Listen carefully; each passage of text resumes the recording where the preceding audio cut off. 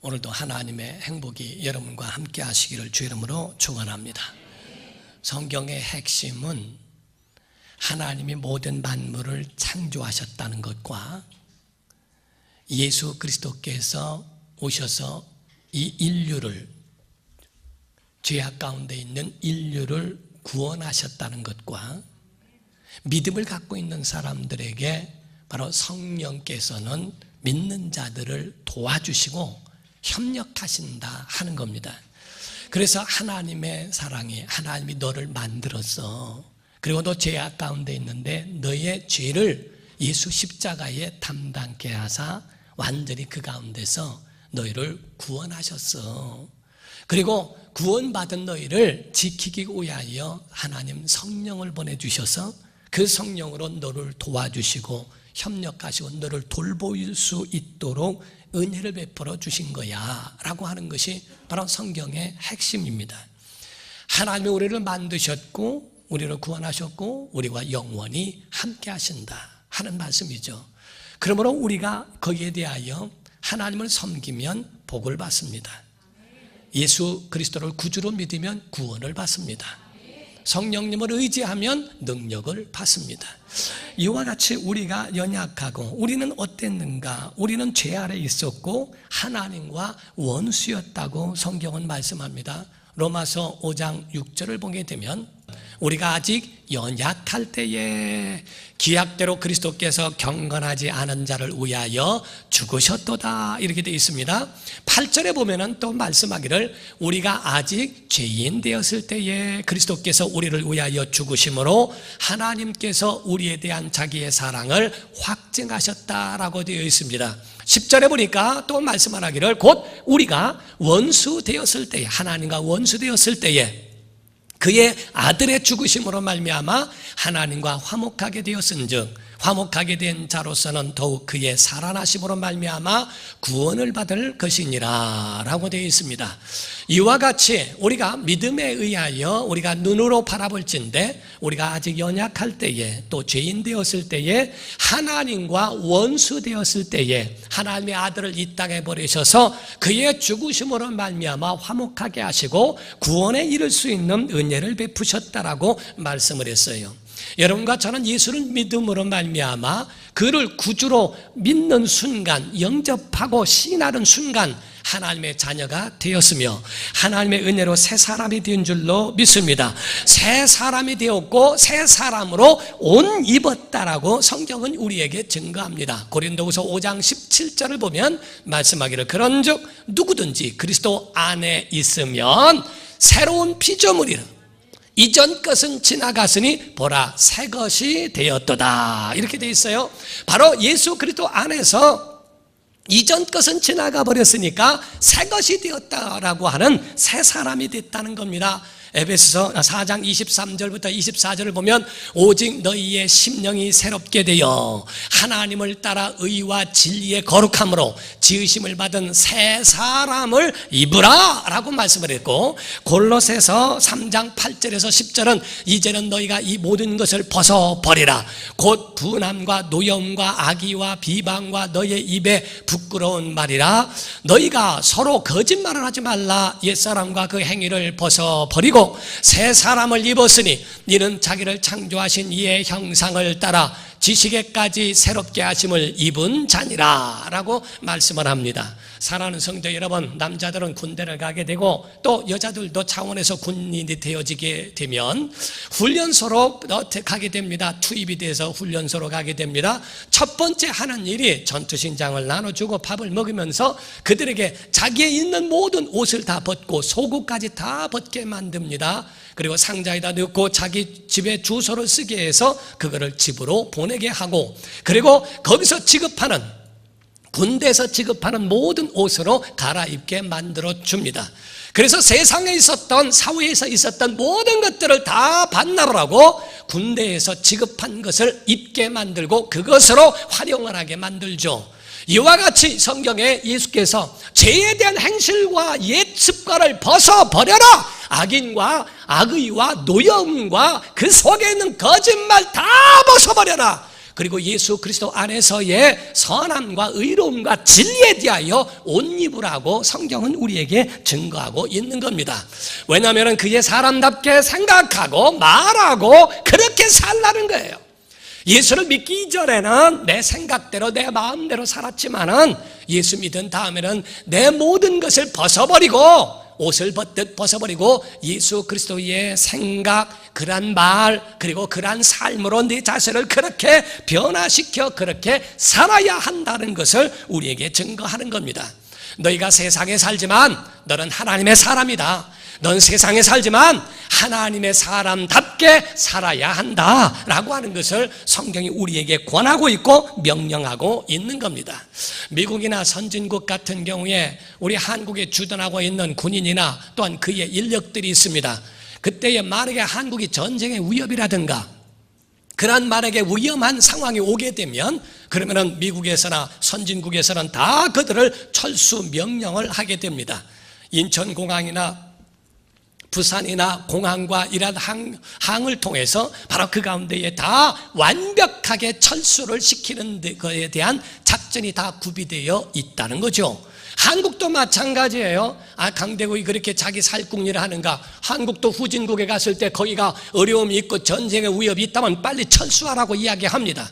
그 가운데 이와 같이 이 땅에 주둔하고 있지만은 자기 나라의 백성들을 자기들이 관리하고 돌보고 끝까지 철수하기까지 완벽히 구출 작전을 완수하는 것처럼 성경에 우리에게도 하나님의 아들이 우리를 구원하시는 이 구원의 역사는 이와 같이 완벽하게 돌보시고 있기 때문에 예수 안에 있는다든가 그의 피가 발라 있다든가 그의 이름을 부르는 자들에게 그들은 반드시 하늘의 시민권을 가진 자들을 그냥 두지 아니하고 구원하시겠다고 하는 하나님의 의지가 들어 있습니다.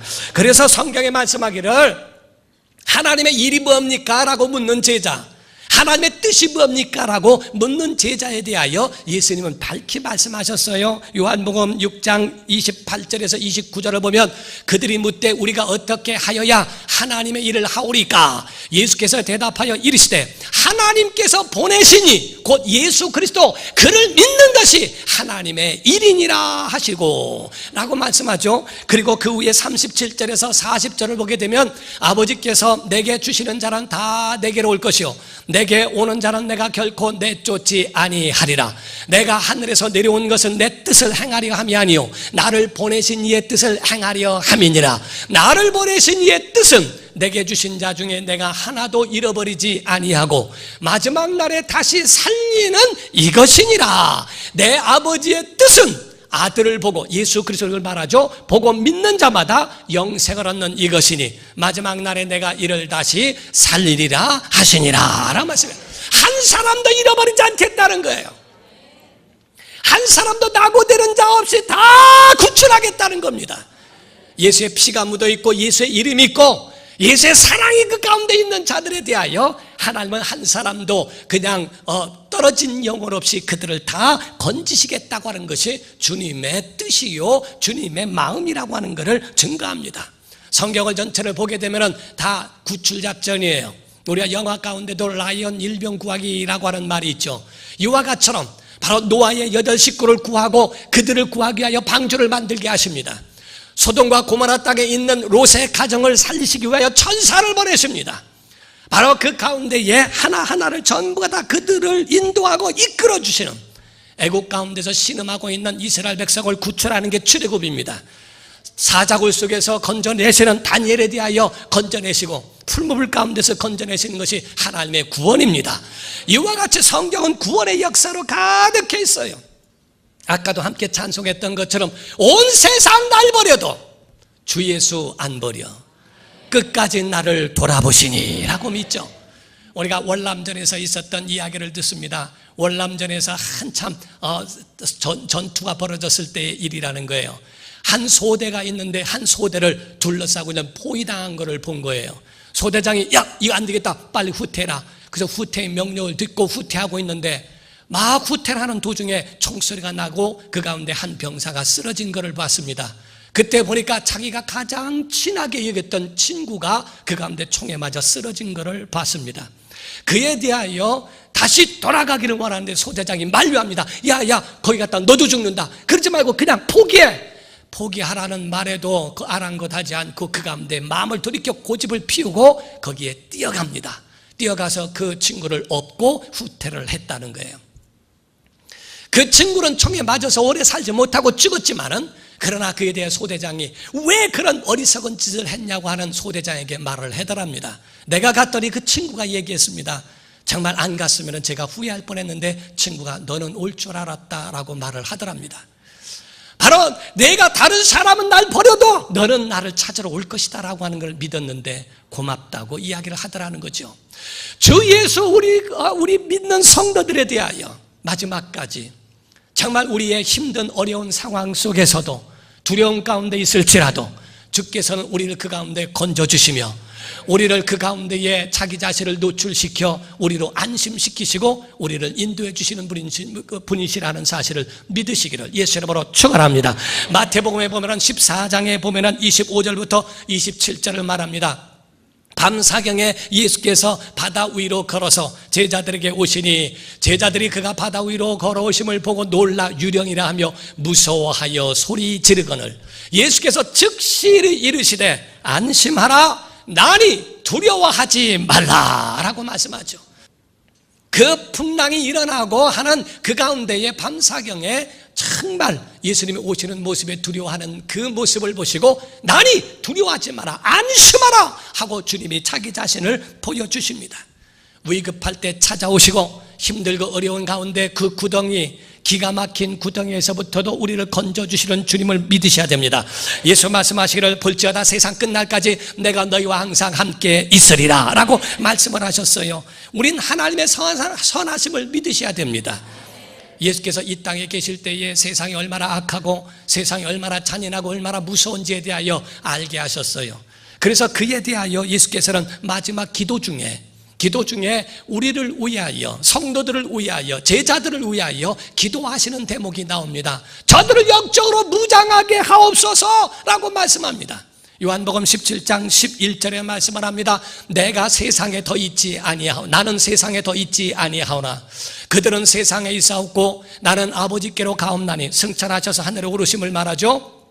거룩하신 아버지여 내게 주신 아버지의 이름으로 그들을 보존하사 우리와 같이 그들도 하나가 되게 하옵소서라고 말씀합니다. 그 가운데에 14절부터 17절을 보게 되면 내가 아버지의 말씀을 그들에게 주어 싸우매 세상이 그들을 미워하여 싸우니 이는 내가 세상에 속하지 아니함 같이 그들도 세상에 속하지 아니함으로 인함이니이다. 내가 비옵는 것은 그들을 세상에서 데리고 간다면 얼마나 좋겠어요. 그러나 사명이 남아있으니까 데려가시기를 내가 위함이 아니요 다만 악에 빠지지 않게 보존하시기를 위함이니이다. 내가 세상에 속하지 아니함 같이 그들도 세상에 속하지 아니하여 싸움나이다. 그들을 진리로 거룩하게 하옵소서. 아버지의 말씀은 진리니이다 그랬어요. 교회는 세상과 구별되어 있기 때문에 세상이 교회를 박해하는 건 당연하다는 거예요. 하나님의 아들도 죽인 곳이 이 땅이라는 겁니다. 교회를 박해하는 것은 당연하다는 거죠. 그 가운데 너희는 어떻게 무장해야 될까? 정사와 권세와 이런 권세자들, 정사와 권세 이런 자들에 의하여 교회가 박해를 받고 하나님의 사람들이 박해를 받는다는 거죠. 그래서 바로 아버지께 간구하여 아버지께서 내게 주신 아버지의 이름을 저들에게 주사 저들을 보존하게 하옵소서. 여러분 여러분과 저에게는 영적 무장하기를 주 이름으로 축원합니다. 영적 무장 곧 예수의 말씀이 있기를 주 이름으로 축원합니다. 예수의 이름이 있기를 주 이름으로 축원합니다. 성령을 우리에게 주신 것은 이와 같이 권능을 받게 하시고 우리에게 바로 이와 같이 힘 있는 영적 생활하기 위하여 우리에게 주신 것이라고 성경은 말씀했어요. 예수 말씀이 있고 예수 이름이 있고 성령의 역사가 우리 안에 있기를 주 이름으로 축원합니다. 하나님이 함께 하시면 모세가 지팡이 하나만 가지고도 미디안 광야를 건너갈 수 있습니다. 또 그 광야 가운데 있는 그런 모든 것들을 건너 여리고까지 또 요단강을 건너 바로 가나안 땅까지 들어갈 수 있는 모든 것 하나님이 함께 하시면 가능할 수 있다는 거죠. 바로 여호수아와 같이 하나님이 함께 하시면 다윗같이 물 몇 돌 몇 개 가지고서도 골리앗을 넘어뜨릴 수 있는 강력한 능력, 하나님이 함께 하시면 가능하다 하는 겁니다. 사랑하는 성도 여러분, 우리의 신앙생활은 균형이라는 게 필요해요. 그래서 우리가 은혜 받았거들랑 은사도 함께 있어야 되고, 은사가 있다면 은혜를 잊지 말아라. 우리가 교회의 예배 가운데 있어야 하고 사역이 같이 균형을 이루어야 됩니다. 예배가 없는 사역은 지칠 뿐이요. 그렇기 때문에 사역만 중요한 게 아니라 예배 성공자가 되어야 하고, 예배만 하는 자가 아니라 바로 다른 영혼들을 건져야 하고 구원해야 할 이 일이 같이 있어야 한다는 거죠. 신앙이 있다면 성품도 있어야 한다는 겁니다. 그리스도의 마인드가 있고 그리스도의 마음을 갖는 것은 우리에게 신앙의 균형을 이루는 것이다 하는 겁니다. 왜? 이것은 바로 이것은 새 사람을 우리가 입었기 때문이라고 말을 하죠. 저는 큰 교회의 어떤 목사님의 간증에 굉장히 감동을 받은 말씀이 있어요. 30년이 넘은 이야기랍니다. 어떤 사람이 목사님에게 편지를 했는데 그 편지를 읽어보니까 자기에게서 30년 전에 어렸을 적의 이야기를 썼다는 거예요. 자기는 아주 비행 청소년처럼 그렇게 아주 망나니 같이 살았다는 겁니다. 자기가 원하는 대로 살고 그렇게 아주 좀 좋지 않은 삶을 살았대요. 그런데 결정적으로 한 번은 겨울이었는데 아주 아파트 안에 들어있는 30년 그 이전에 차가 좋은 차는 그렇게 많지 않았습니다. 외제차 있는데 아주 좋은 차가 있는 것을 보고 세민하고 그 마음에 이상한 마음이 들더래요. 연탄재를 부셔다가 다 거기다가 다 뒤집어 씌우고 망치로 두들겨 가지고 깨놓고 아주 얼마나 그래놨는지 그 좋은 차를 완전히 망가뜨려 버렸다는 거죠. 3명의 아이가 같이, 그래서 2명 아이와 함께 3명이 그렇게 했는데 그 가운데 경비 아저씨가 무슨 소린가 와서 보니까 그 좋은 차를 막 때려 부시고 하는 걸 보고 그 아이들을 끌어다가 경비실에서 원산 폭격을 하게 하고 얼마나 때렸든지 그 아이들이 막 맞아가지고 피투성이가 된 거예요. 경비 아저씨가 하는 말이 너 이제 죽었다. 너 이제 신고 들어가면 너 소년원에 가서 다시는 나오지 못한다. 너 봐라. 얼마나 이 차 주인이 얼마나 높은 사람인 줄 아냐. 막 야단하는데 그 어린 마음에 그 당시에 이 좋은 차를 타고 다니는 사람은 웬만한 사람은 타지 못할 것이다. 진짜 높은 사람일 거라고 생각해서 굉장히 두려웠다는 겁니다. 이제 주인 나타나면 너희는 끝났다. 오늘 완전히 인생 종친 거라고 이야기하더래요. 두려워하고 있는데 주인이 왔더래요. 주인이 오더니 그 아이들을 이렇게 보자마자 그 아이들의 피투성이 된 얼굴을 닦아주면서 어쩌다 이랬니? 어쩌다 왜 그랬니? 왜 그런 마음이 생겼니? 왜 그렇게 부시고 싶은 마음이 그 마음에 있었니? 하면서 얼굴을 닦아주고 다 하면서 염려하지 마라. 신고하지 않는다. 염려하지 마라. 너에 대해서 아무 일도 없을 거야. 난 네가 변화됐으면 좋겠다 하면서 3명의 아이들을 끌어안는데 왼쪽 옆구리에 빨간 성경책이 있더라는 거죠. 그거를 본 다음에 그 아이들이 그 가운데 그 교회를 다니게 되었고 그 교회를 다니면서 정말 외국 유학까지 갈 정도로 굉장히 훌륭한 사람으로 자기가 변화된 모습은 그분 때문이었다고 이야기를 합니다. 사랑하는 성도 여러분, 정말 우리 속에 그리스도의 마음이 있는가? 그래서 나중에 그때는 두려워서, 그때는 창피해서, 그분의 얼굴을 보기 싫어서 자꾸 피해 다녔는데 수십 년이 지난 지금에는 그분이 너무 뵙고 싶다고, 지금은 아마 연세가 70이 넘으셨을 거라고, 그분이 뵙고 싶다고 하면서 그에 대한 간증을 기록하더라는 거죠. 사랑하는 성도 여러분, 우리의 목적은 어디 있습니까? 잘 사는 데 있는 게 아니고 성도의 목적은 잘 믿는 데 있어야 됩니다. 어떻게 하면 왜 이 땅에 사는 게 아니고 우린 영원한 하늘의 시민권을 갖고 있기 때문에 이 땅 위에서 적당하기만 하다면 거기에 대해서 더 큰 욕심을 내려놓을 수 있어야 한다는 겁니다. 사랑하는 성도 여러분, 예수 안에 오면 악이 떠나는 줄로 믿습니다. 여러분, 조폭도 양이 되어질 수 있고요, 제비족도 참새가 될 수 있다는 게요, 변화되어지고 그 마음에 하나님의 사람으로 온갖 변화될 수 있는 새 사람을 입을 수 있다는 겁니다. 사랑하는 성도 여러분, 구약에도 성령님의 역사가 있었어요. 신약에도 성령님의 역사가 있었습니다. 그러나 우리가 아셔야 되는 것은, 단계적인 것을 여러분이 기억하셔야 되는 것은, 구약에 있는 하나님 성령의 역사는 바로 외부적으로 역사는 감동의 역사, 그러나 내주하신 것은 예수님 오시고 하늘에 오르신 다음 오순절날에 비로소 내주의 첫 번째 역사입니다. 그래서 성경에 우리에게 말씀하기를 요한복음 7장 37절 이하에 말합니다. 39절까지 명절 끝날 곧 큰 날에 예수께서 서서 외쳐 이르시되 누구든지 목마르거든 내게로 와서 마시라. 나를 믿는 자는 성경의 이름과 같이 그 배에서 생수의 강이 흘러나오리라 하시니 이는 그를 믿는 자들이 받을 성령을 가리켜 말씀하신 것이라. 예수께서 아직 영광은 십자가의 죽음과 부활과 승천을 말합니다. 보좌를 얻으신 영광을 받지 아니하셨으므로 성령이 아직 그들에게 계시지 아니하시더라. 바로 예수님 이 땅에 계실 때는 성령이 사람들에게 오시지 않았어요. 감동만 있었어요. 그 후에 말씀하기를 16장 7절입니다. 그러나 내가 너희에게 실상을 말하노니 내가 떠나가는 것이 너희에게 유익이라. 예수님 말씀이에요. 내가 떠나가지 아니하면 보혜사가 너희에게로 오시지 아니할 것이고 가면 내가 그를 너희에게로 보내리니 라고 말씀했어요. 예수님 하늘에 오르셔야 성령을 보내신다는 겁니다. 그래서 이 땅에 계실 때는 성령께서 너희에게 임하지 않지만 내가 간 다음에 바로 성령을 보낸다라고 말씀했어요. 사도행전 2장 32절부터 보면은 이 예수를 하나님이 살리신지라 우리가 다 이 일의 증인이로다. 하나님이 오른손으로 예수를 높이심에 그가 약속하신 성령을 아버지께 받아서 너희가 보고 듣는 이것을 부어주셨느니라. 바로 아버지께 받아서 예수님 우리에게 성령을 보내주셨다는 거거든요. 사랑하는 성도 여러분, 예수님 오시기 이전까지는 성령의 감동만 있었어요. 예수님 오신 다음에 하늘에 오르시고 성령을 우리에게 보내주사 성령에 의하여 우리가 정말 성령 충만을 받을 수 있는 내주하심을 경험하는 겁니다. 그러면 성령 받고 끝나는 것이 마지막이냐? 그렇지 않습니다.